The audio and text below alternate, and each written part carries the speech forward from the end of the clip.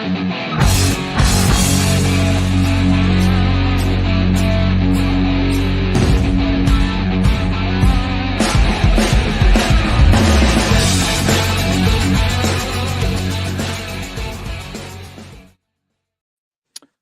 and welcome to the Pirates Fan Forum here on DK Pittsburgh Sports Podcast Network. I'm your host, Gary Morgan. With me, as always, my good friend Jim Stam. How you doing, brother?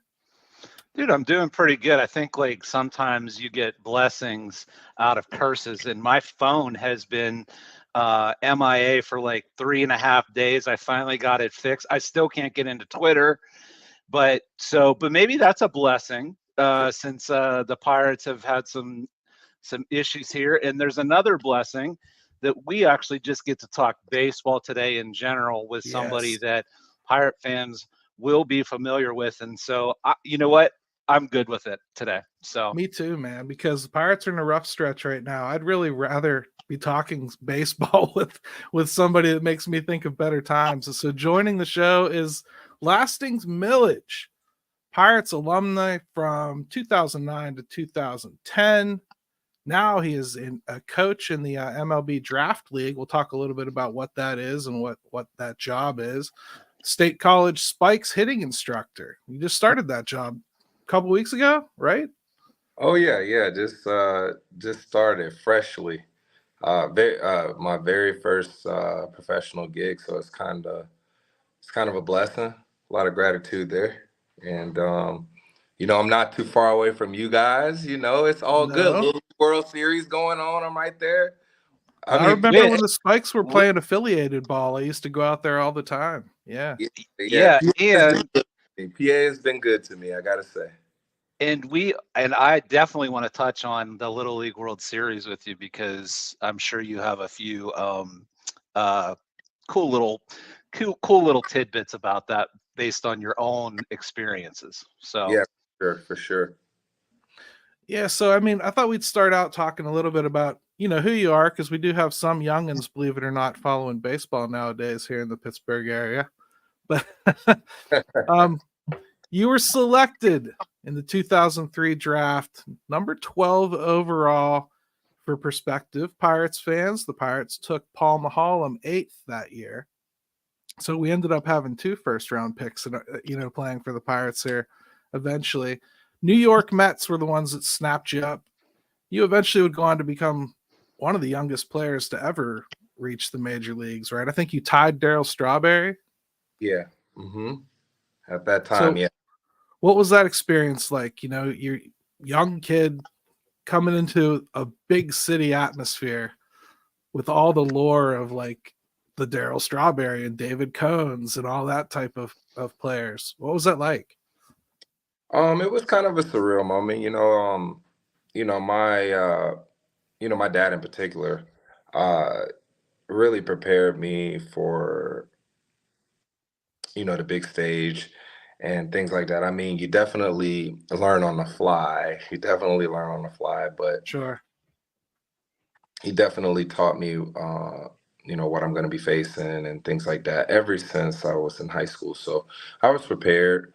And it was quite an experience. It was everything he said and more. And, a lot of good experiences, a lot of experiences that I learned and got better as that still helps me today as an adult. So, I mean, the experience was awesome, man. It was really awesome.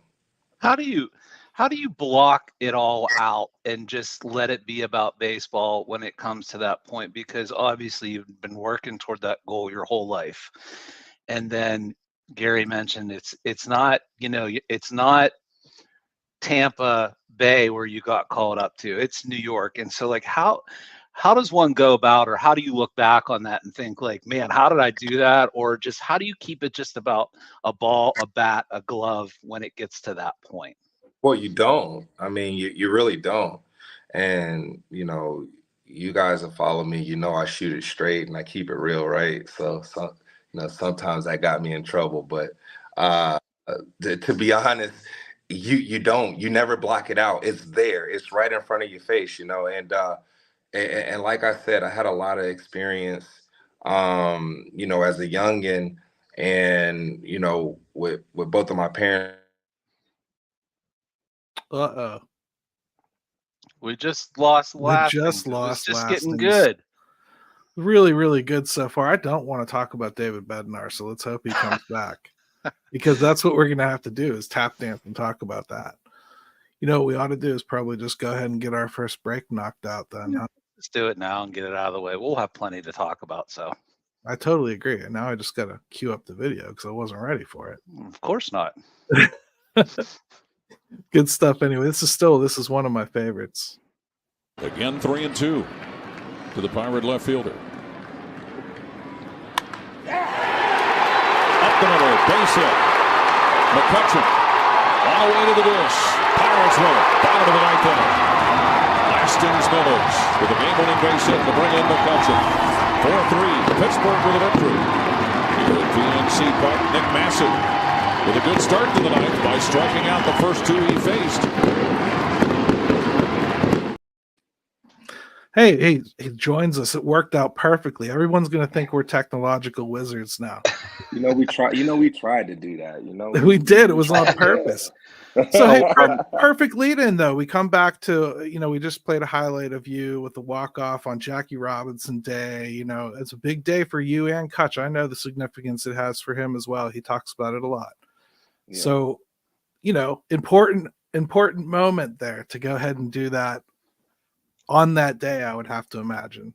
What did that feel like, man? Yeah, that was kind of surreal too. You know what the day is about, especially being a Black American athlete. You know what the day is about because Mr. Robinson also had an impact, on other sports, not only baseball, but just Black Americans in general, and all the great Black leaders that we had throughout history at that point in time. So the magnitude of the day, it's a huge day. You definitely want to do something that's special. So to be able to walk it off on that day, I still remember it vividly, and it was a great experience, a great day. I believe it was a 95, 96 mile an hour two-seamer. And I love when they remember it, Jim. I love when they remember the pitch. Were you looking for a fastball? Were you sitting fastball? Absolutely. Massive throws gas, man. So I was cheating. I'm not even gonna lie. Like you definitely have to get it going. You can't let off the gas pedal with Massive, man. Massive had a heavy fastball, and he was a guy that came right at you, and I was ready for it, and I was able to put together a good AB and get the job done. So yeah, it was a huge day. I always thought you were a flashy player. Okay, like back in the day, like you liked flashing the smile. You liked wearing a little bling. You liked showboating a little bit when you did something. And I think most of us dug it. We're going to play another highlight later when you're sliding. Do you think in some ways you were maybe born too early? Because the game is much more accepting of things that you were trying to bring to it. Even like, you remember you did that rap song with somebody, or you were in a video with a rap song, and it was like some big story in New York, and that would be nothing today, like in many ways, like today maybe you were just a little ahead of your time. Today that is looked at as like, that's awesome. Like, you know what I mean? Like I was in a song, or I got named in a song, or I appeared on a song.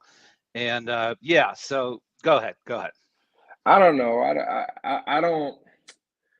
I don't know. I kind of have mixed emotions about it because I see a lot of things go on today and the way the game's played today where, maybe I'm biased, but I don't think I've ever disrespected the game. I always played the game hard, and I was very, very grateful for what I had, what was given to me in the game of baseball. So, life isn't fair, but if I had to say anything was a little unfair, I think, I think all that outside noise kind of took away, you know, it took away for people knowing like how much I love the game and how hard I play and how much I was in the community, how many cancer centers Kutch and I went to, and how many how many other, not only Black American baseball players, but all walks of life, with the camps we used to do and things like that. I just think like that outside noise really kind of took over and kind of made, kind of painted a negative picture of myself. Right. And if I normally don't like to say things ain't fair because my pops always say it doesn't matter if it's fair or not. We have to get the job done. But in this, for instance, I thought it was a little unfair that that I played the game with passion, and I came from a small town, and it's a town where you have to be the best. Like if you're not the best, then you're nobody. So You're surrounded by professionals there every um summer, right? Like, so how do you play yes, baseball growing up in Bradenton and yeah, not well, feel like the pressure of what good looks like? yeah. I mean, like I said, it is what it is, man. Bradenton's a very competitive city. Manatee County is a very competitive county from a football perspective because I used to play baseball with a lot of ex NFL guys, and we used to play football all together. And so the level of competition there, and what our coaches instilled in us is to be the best. Like we don't want to be second place, we want to be the best. And some people take it the wrong way, um but when I step on the field, I want to be the best right fielder, I want to be the best left fielder that day, and there's nothing wrong with that. And if I get a hit in a key situation or I make a good play or whatever, what have you, I'm excited. I'm just like the kids are that are going to be playing here in the next week or so at Williamsport. I mean, it's the same thing. It's that same passion, that same feeling. It's just on a stage where, we getting paid millions of dollars, right? So I guess we have to act Right. accordingly. But uh, now I'm so thankful now that guys like Jazz and all these guys that have a little bit of I like to call it substance. Yeah. Um, you know, I'm it's going to good use that that from now on. it's good that these guys it's good that these guys are accepted. I mean, they still get their backlash, right? Yeah, yeah. But Don't you it's think the good. backlash, though, the backlash is coming a little bit from some of these guys are developing their image before they've developed their game, if you know what I mean. Like they've decided they're going to be a certain type of player and look a certain way and dress and be this is going to be my signature home run move. They've decided that stuff before they've actually come up and done it. And I think sometimes that rubs fan bases the wrong way because show me what you can do first, then you can grow your hair out. I think relievers coming up, they got that long hair. I think the brand gets built before the player sometimes today. Yeah, definitely, absolutely. You're 100% correct on that. And just to add on to what you're saying is like we always have that like 3-2-1 moment, like basketball. You got the ball in your hands, 3-2-1 buzzer beater, right? It's the same Right. thing. Baseball, 3-2, 2 outs, bases loaded in the World Series. Like, what are you gonna do? Like, we have those moments, and then like, what do you do when that moment actually comes and you actually execute that moment? It's like the act like you've been there before, that that's kind of not fair, man, because we Right. we we wait our whole lives for that moment, right? We wait our It whole lives for that moment, and it happens, and it's just like sometimes it's uncontrollable of what happens, and I mean, so like I said, it's just great that these guys get to you know, that they get to show their flash, they get to show their substance, you know, they get to do what they want to do without disrespecting the game. And sometimes, you know, things happen and pitchers take it the way they want to take it. But I mean, it's at the end of the day, it's entertainment, you know, and nobody wants to come to a boring game, you know. So um that's Don't that. That's what I think about it. And you know, yeah, I will always have that stance. last things like don't you think like too like baseball is such a unique game because you're supposed to play it in this little like box, right? Like this little reserved box.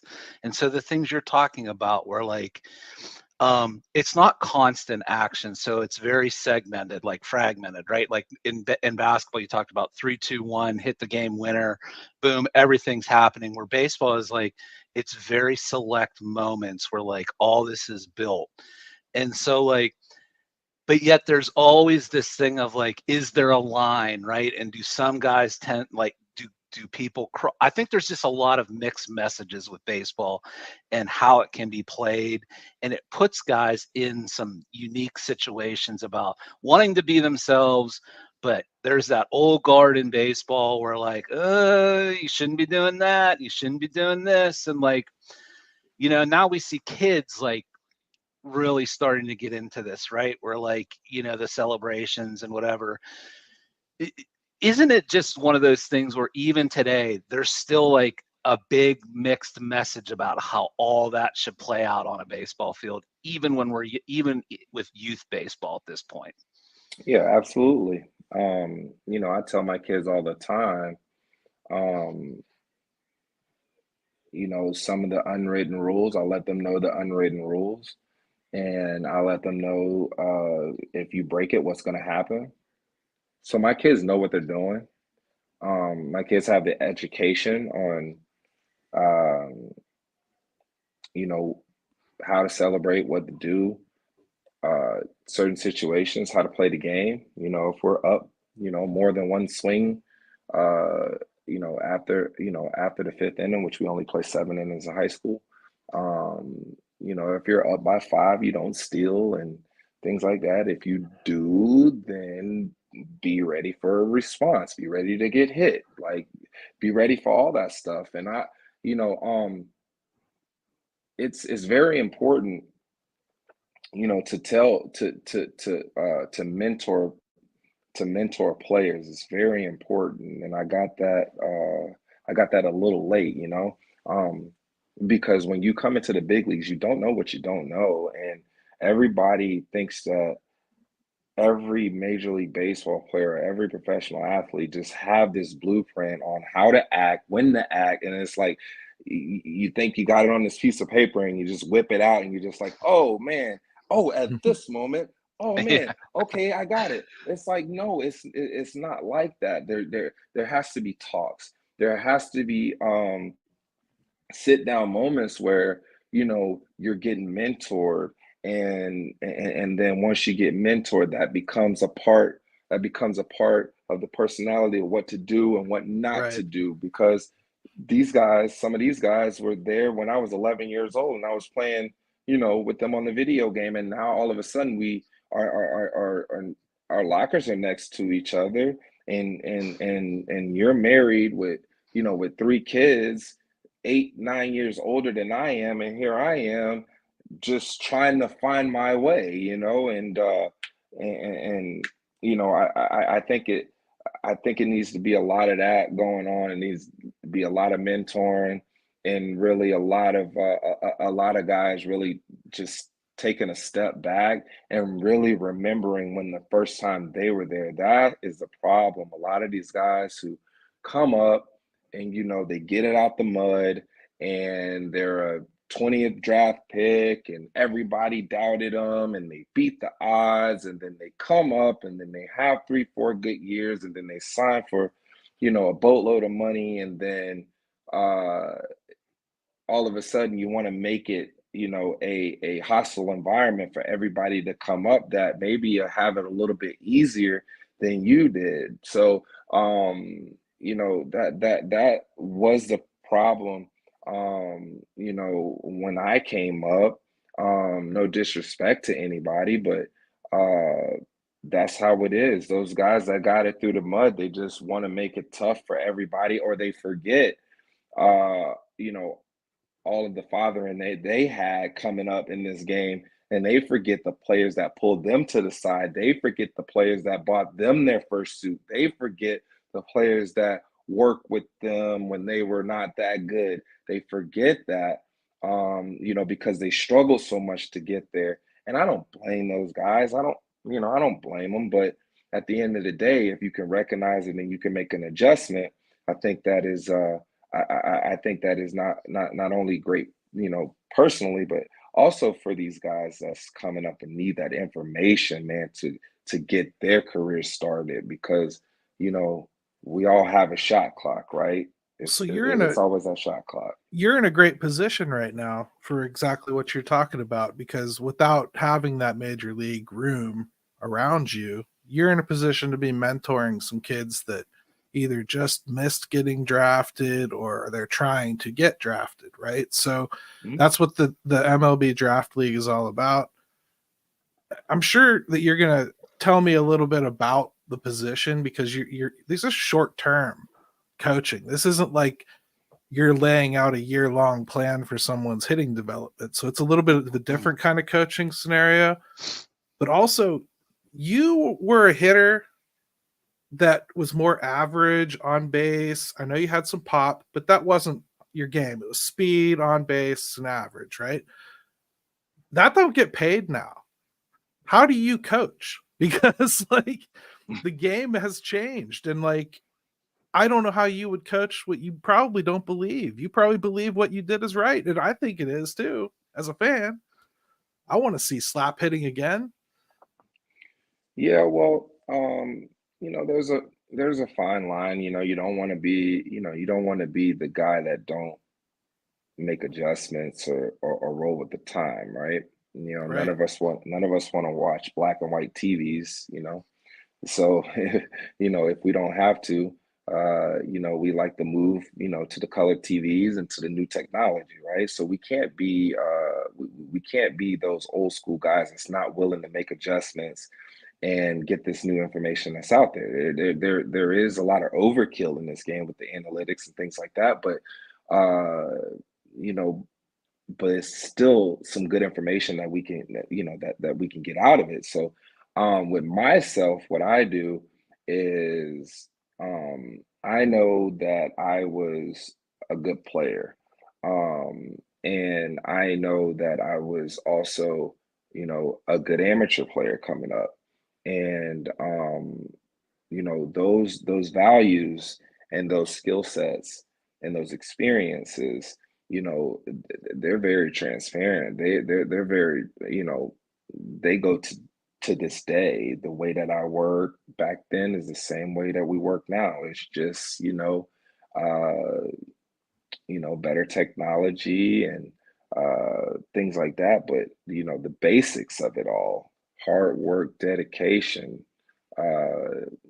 staying in the cage, practicing at night when guys are sleeping, and going for that mile jog when at 11 or 12 at night, when I got to be up to go to school at 5 in the morning to drive 45 miles. I feel like I have the edge, and those things don't change. Those things don't change. So I bring a little bit of that old school work ethic, and then I also move with the technology, all the numbers and the analytics. I get those, and I kind of mold it into what's important, because it's Oh, Again, it was so good. I But know.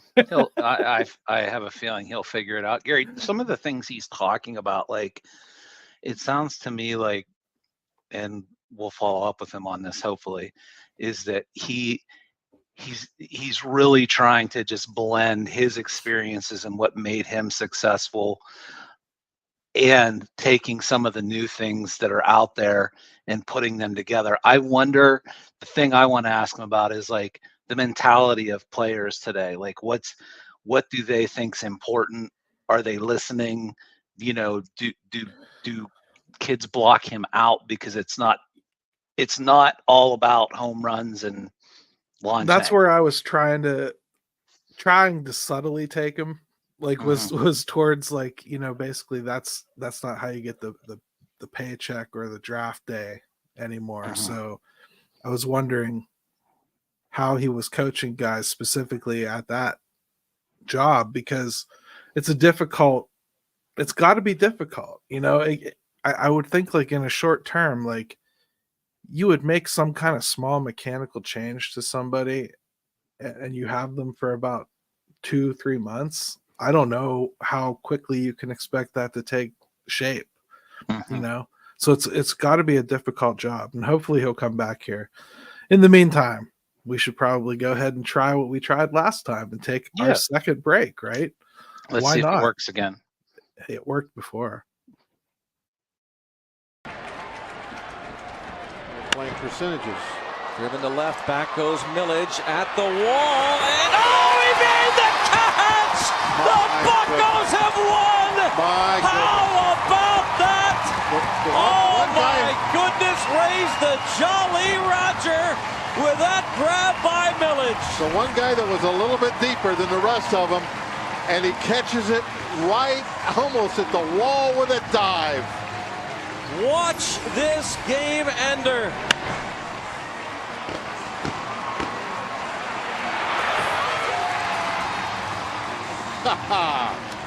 Look at this smile. I love it. And Lastings is here, but I don't see him. I think I can hear him though. You can hear me? Yeah, I can hear you. I just can't see you. So he's gonna fix that now. This highlight thing is absolutely working though. Every time that we lose connection, we just do a highlight. It works perfectly. We got to, who do we need to talk to there about your Wi-Fi? Who is responsible for that, and who do I call? He is in a valley. I'm not gonna throw anybody under the bus. He is in a valley, so I mean, kind of not his fault, I would say. Jim, it's your turn, man. I've been monopolizing things. Why don't you ask him a question? Let's Gary, do you want to go the more piratey route, or do you want to go talk about any of the issue with the participation in baseball? Which way do you want to roll with it? Let's head into the participation. Why not? Okay. So Lastings, can you still hear me, buddy? I can still hear you. Can you hear me? Yeah. Yep. We got you. Can't see you. So tell me, like, the numbers in baseball, like the participation from African Americans in the sport, it continues to go down. I think it was in the 90s, we were up near maybe like 70 or 17%. And then it went down even further. 6 years ago, it was clear down to 7.7%. And now we're sitting somewhere around 6%. So and I know this hits close to home to you.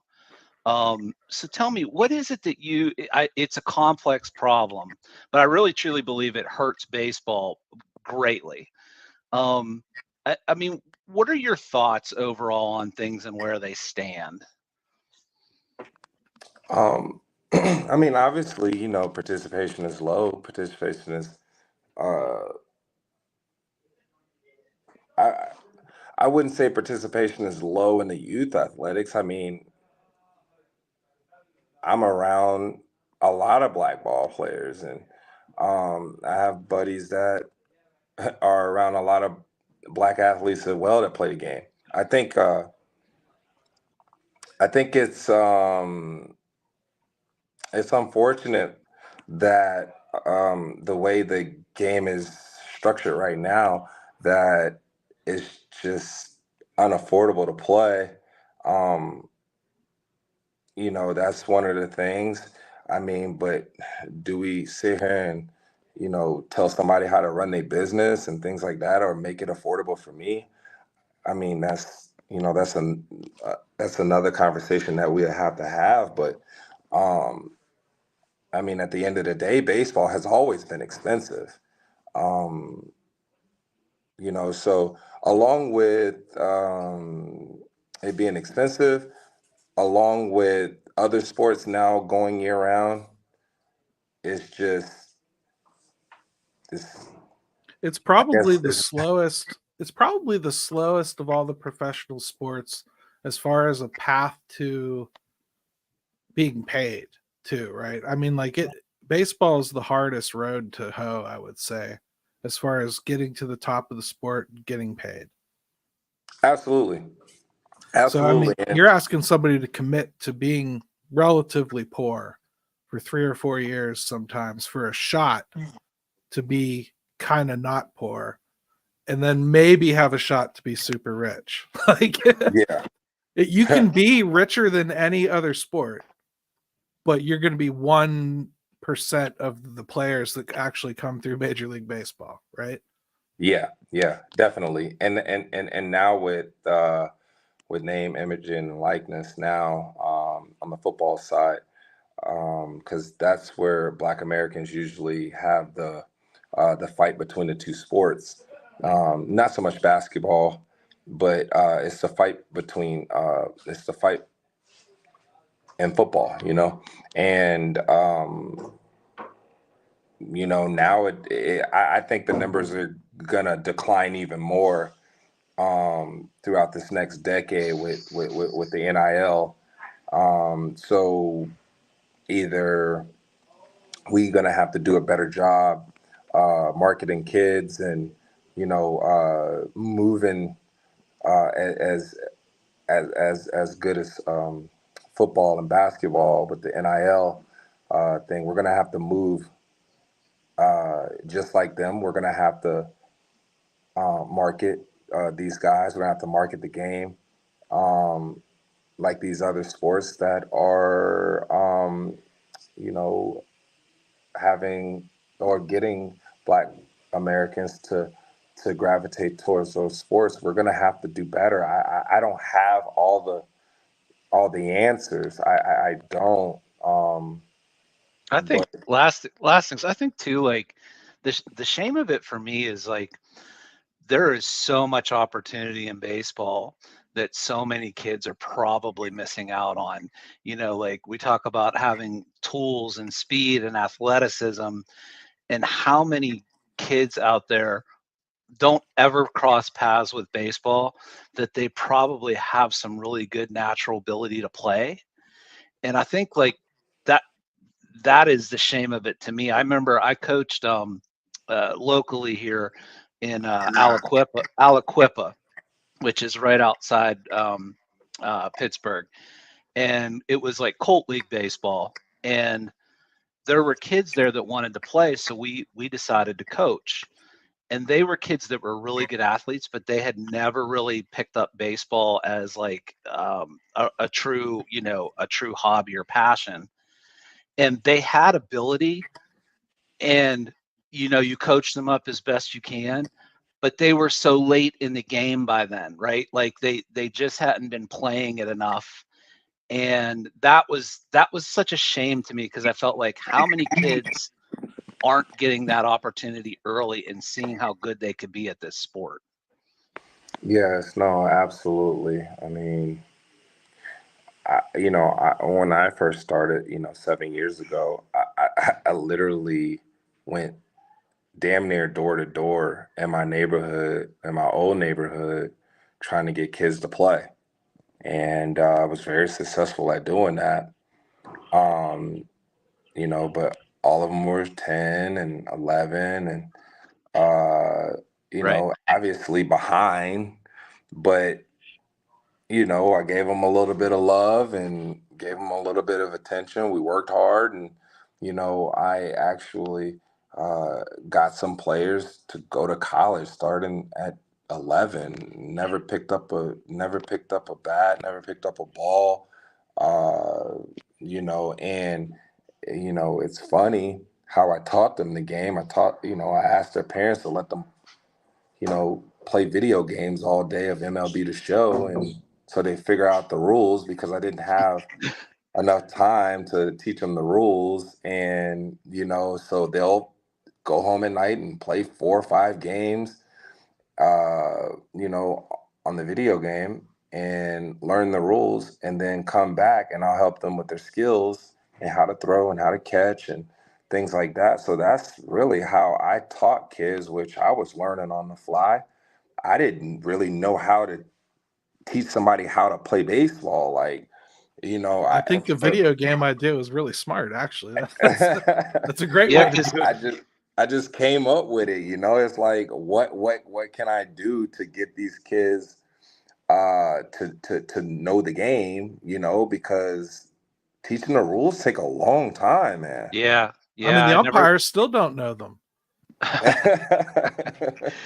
Yeah, like that's such a big point too, is because, like, you know, my son's 8 and we spend so much time like just trying to teach them the game, right? Like it's not even just about, like, of course you're doing like trying to teach them some fundamentals and things of that nature, but like the ins and outs of the actual game and how to play it and what to do and the decisions you make and like how long that takes, that the whole thing, that whole process to, like, you know, gel.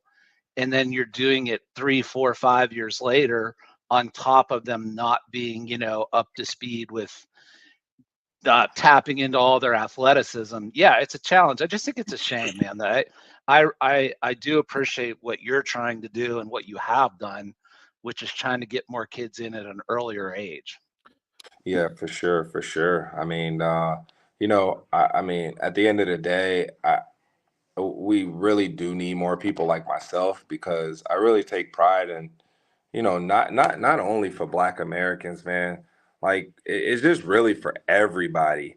You know, it's really for everybody, and we all, you know, we all know the participation uh, in the big leagues. That's no question. It's, you know, we've been talking about it, you know, for a long time. But at the end of the day, man, just like kids learning baseball, kids learning, um, you know, something from a person that's been there. They can ask this person questions. They can get the blueprint. They can get greatness. You know, that in itself, it's not a black, it's not a white thing, man.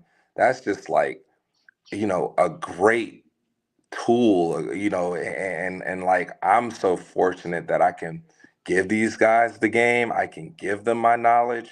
Like, you know, at some point, you know, we're gonna, you know, you know, us as blacks are gonna, you know, gonna do our thing, and we're gonna fix it, and along with Major League Baseball, we're gonna get it done.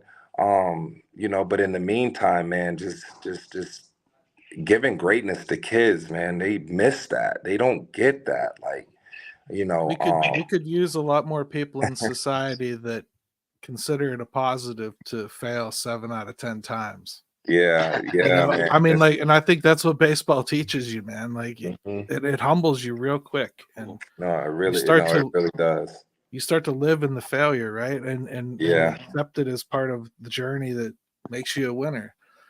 I mean, you also went to Japan. I wanted to talk to you a little bit about that, because I've talked to some players that went to Japan, and I never thought to ask, because you've worked with a lot of, like, you know, Latino players as well, right?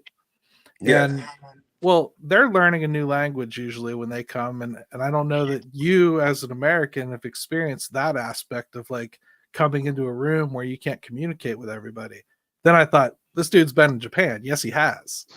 So what was that like, man? Like, you go over there, you're the one with the translator. You're the one that everyone has to, like, Yeah. kind of In other words, order food. in other words, Lastings, how's your Japanese these days? Just to touch up on the you know, the being uncomfortable, man. I always made the uncomfortable comfortable. I never, you know, just playing with a lot of Latino players, and going to their country, and, you know, because as Americans we're always like, oh, you don't speak English. Oh, like as Americans, on average, we always like people to adjust to us, and we kind of don't like to adjust to other people. We think our way is the best way. You know, not everybody, but I'm just saying in general. We You made know, our own form of measurement last yeah, yeah. I mean, So, like, so, yes. so, you know, when you're put in that position, uh, you know, you want to learn their culture, man. You want to know what's going on. You have to be able to make adjustments, man. And that's what that was all about. And that was very easy for me because I had a lot of Latino friends who came, you know, who came up like Carlos Gomez, who didn't speak English, and like you know, before they had the translator on the phone and stuff like that, like we're looking in the book, like I'll say something in Spanish, he'll say something in broken English, and like that's how we'll communicate. Like and those guys had so much respect for me because, you know, I learned how to talk their language, you know, and I came through their trenches, they came in our trenches, like, you know, learning our language, eating our food. And you know, I felt like I needed to return the favor when I went over there to play winter ball. Like I needed those guys, and those guys, you know, and those guys helped me out because they know I tried to take on their culture. So I think, you know, I mean, it it's helped you hit the definitely a good piss out of the trait. ball over there too. Absolutely, absolutely. Like, You don't know the stickball games, man. There's something. It's like the Yeah. World Series.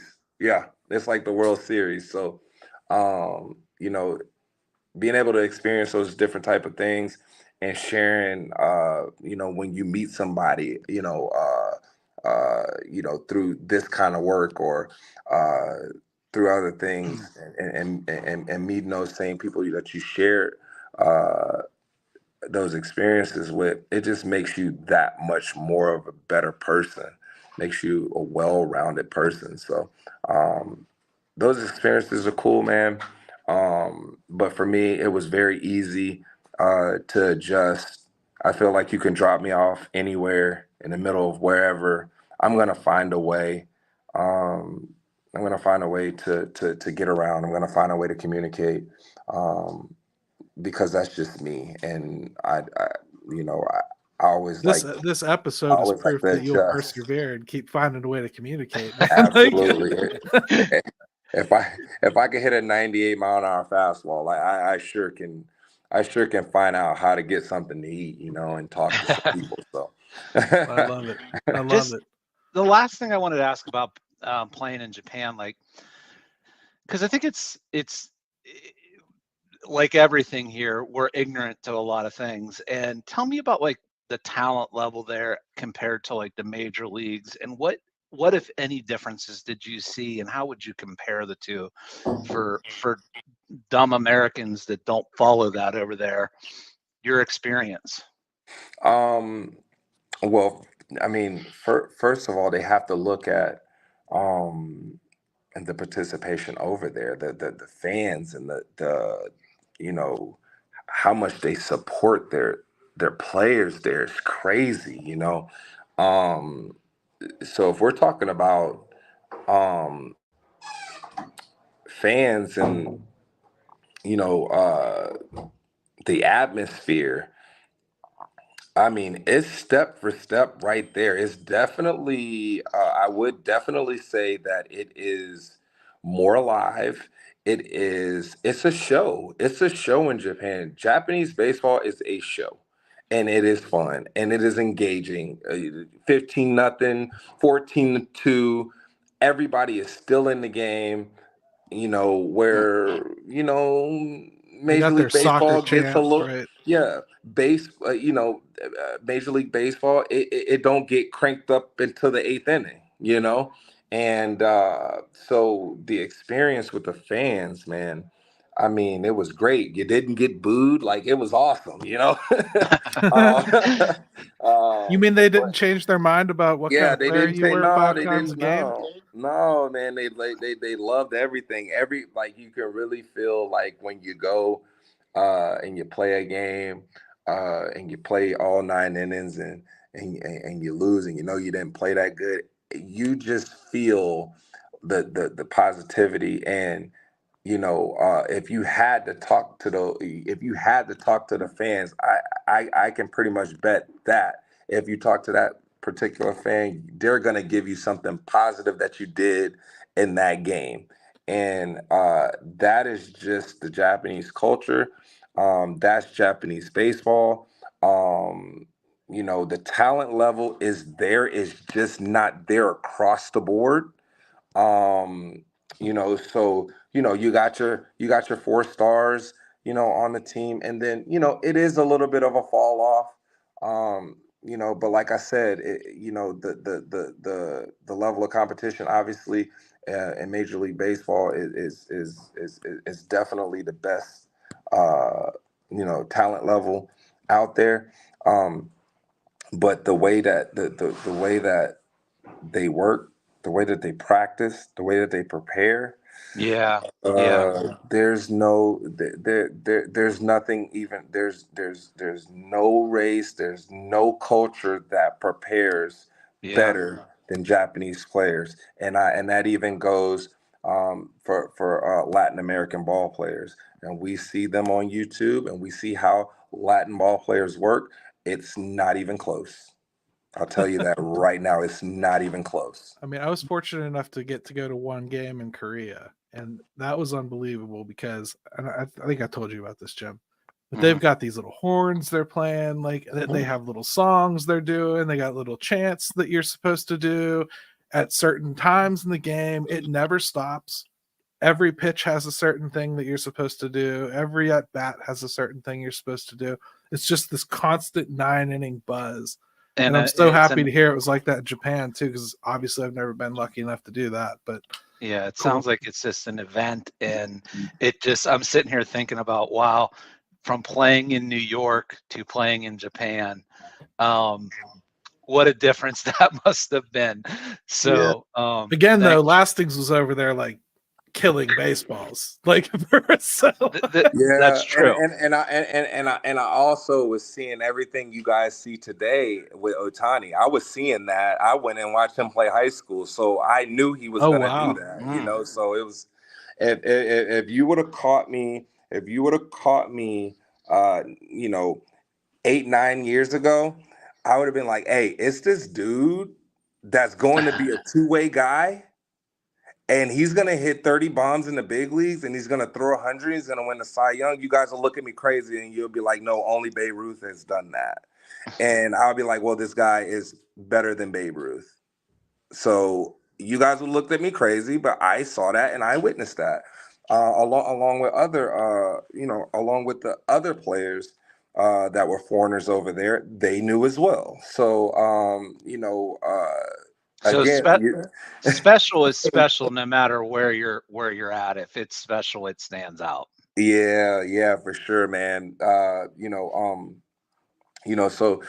like I said, man, the talent level is there. Obviously the work ethic.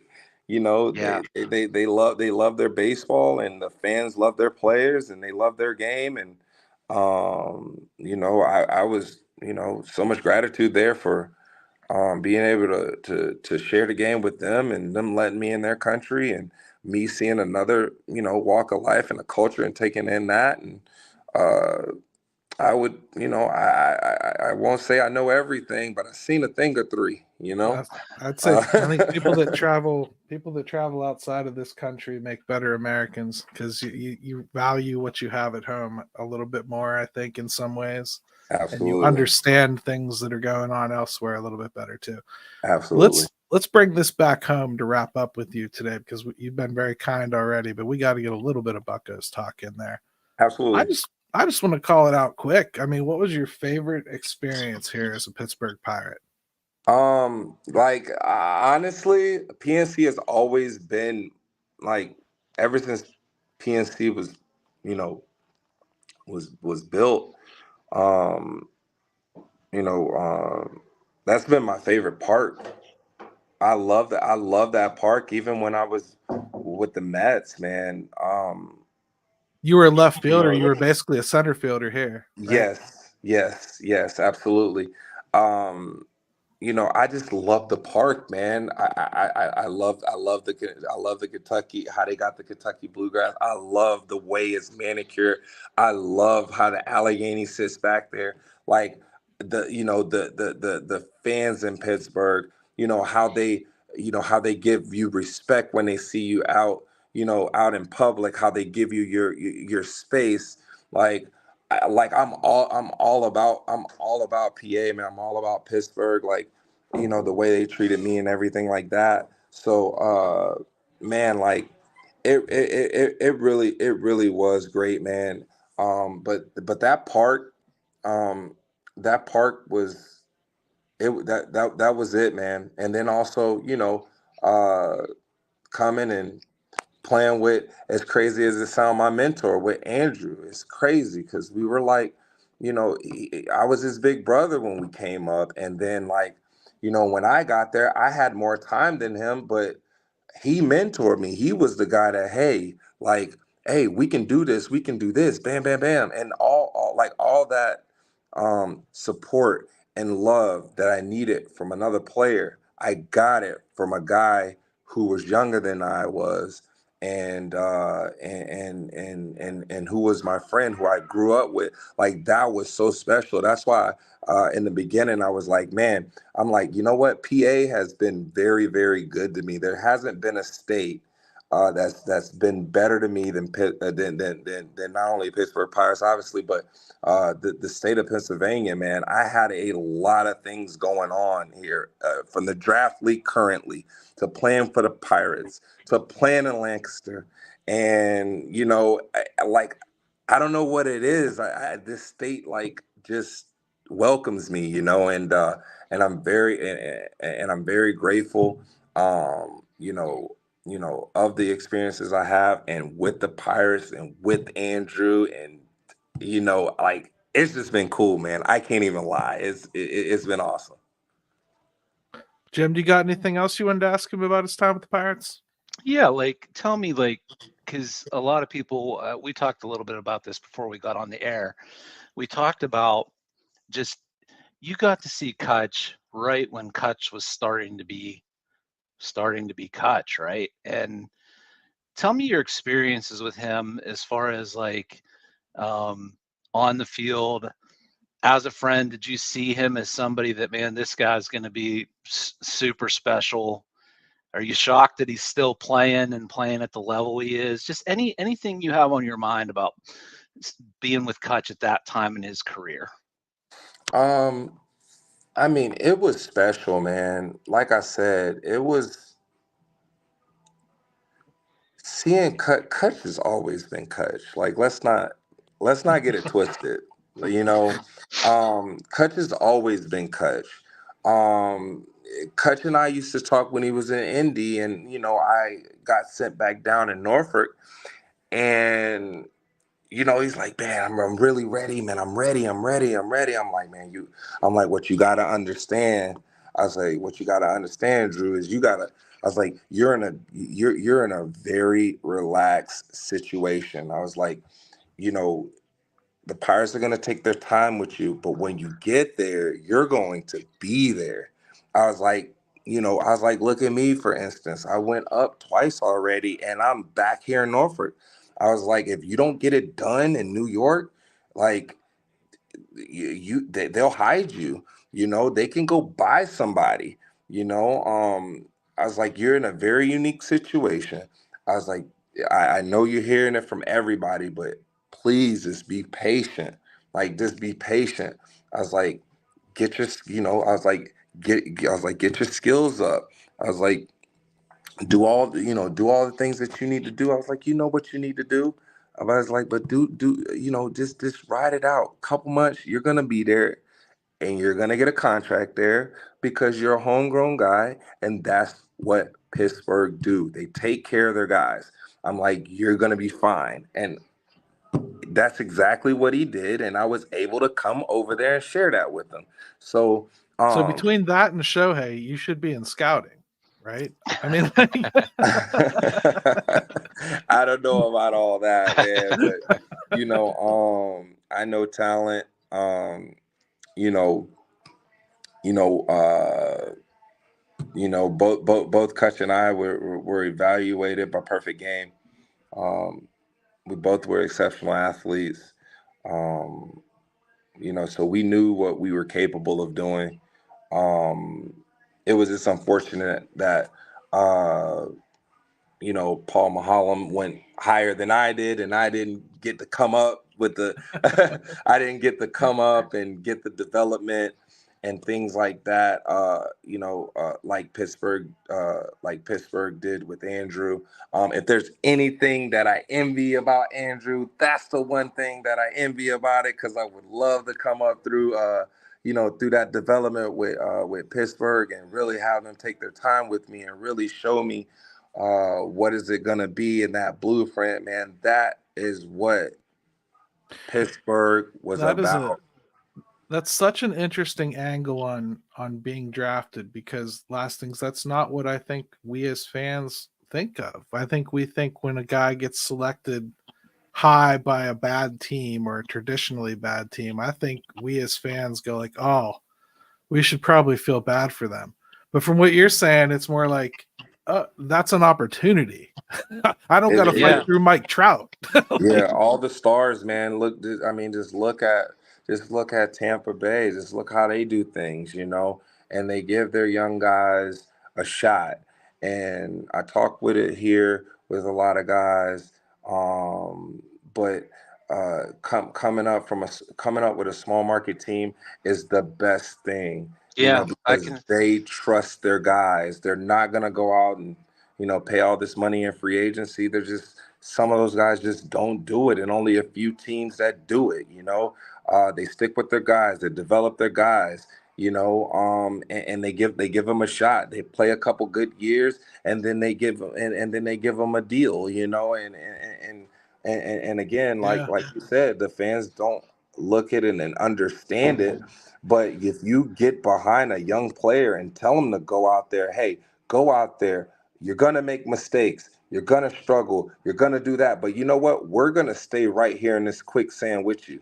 We're gonna stand in the paint with you. We believe in you. We drafted you here. We didn't draft you to get rid of you. We drafted you because we know that you are going to be in center field in the future for the Pittsburgh Pirates, and and we know you're gonna do a lot of good things in this game. So again, if I had anything I had to envy about about Andrew, is this Andrew got in a good situation where he can actually be himself. He can develop and be embraced. Yeah, and baseball is such a game of failure, and just not feeling that extra pressure to have to, like, there's a difference between struggling in Pittsburgh early on and in a market like New York, where next thing you know, you're on the back page of the New York Post because you're one for your last 14. It's like, I mean, so yeah, I would think in baseball it is a huge advantage to be able to feel like, man, I'm going to go through some ups and downs. I want it to be somewhere where I can feel like I can get through those without feeling like I've been buried prematurely.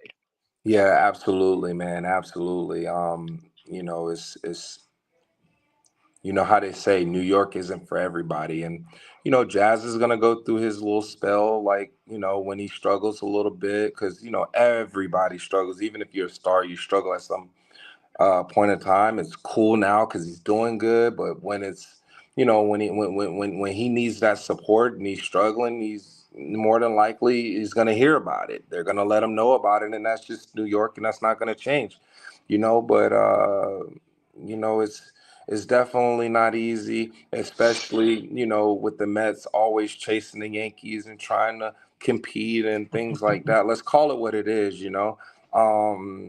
Little brother syndrome. No, really, no, it really is. It really is, and it's not easy, man. It's definitely not easy, and but hey, like my dad say, life ain't fair. Am I gonna cry about it, or am I gonna do the best of my opportunity? I felt that I could have done better, but that's just not how the dice fell, and I'm okay with it because I learned a lot from it. I'm in this position now where I can help people if they're getting ready to get in that situation.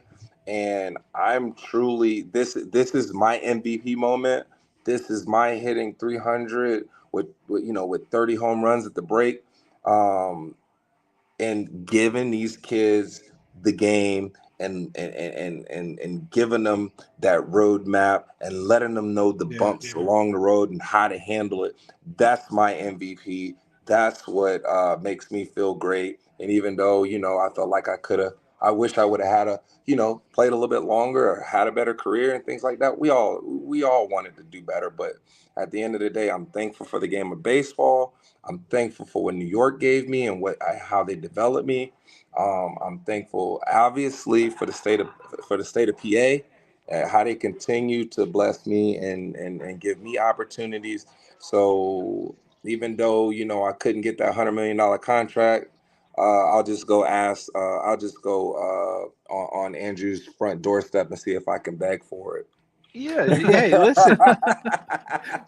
Just say, hey, remember all that, all those talks we had? How about that? Yeah. No matter how you got here, man, it turned out an exceptional guy, and it was a really good conversation. I really enjoyed this. Now that you're back in PA, don't be a stranger. Show up at PNC Park, man. You'll be pretty happily received. I think you'll find we love love our guys even from the bad teams, Yeah, for sure. It's all good, man. Well, I appreciate you guys, even though I got blanked out. Got to talk Happy Valley about that. We in the mountains, but thanks for having me on. All we did is we just lost the female viewer. That's all. I mean, like the ones that tuned in to see the eye candy, they lost out. That's all there is to it. Man. Then they had to stare at us for an hour. But I should probably apologize to Doug. Lastings, dude, I really appreciate it, man. Anytime we get a chance to talk to anybody who's played this game at the highest level, which you have, and Gary and I are sponges for that stuff. So thanks, buddy, and keep doing what you're doing and sharing that knowledge with other guys trying to get where you got to. Yep, and I'll be keeping an eye on the spikes now too. I have a new reason to pay attention, so I will. Yes, you do. I appreciate you guys. Thank you for having me. Hopefully we can get on and do it again, and hopefully my camera will work and everything will be set up nice. But I'm very sorry about that. But again, good. I'm appreciative. I'm definitely appreciative of you guys. Thank you guys for following me. Thank you guys for being fans and appreciating the things that I do. I really appreciate that. All right. Well, hey, let's toss it off to our buddy Ben. Thanks, Lastings. Thank you. Let's go back. Yeah, buddy. All right. See you later, everybody.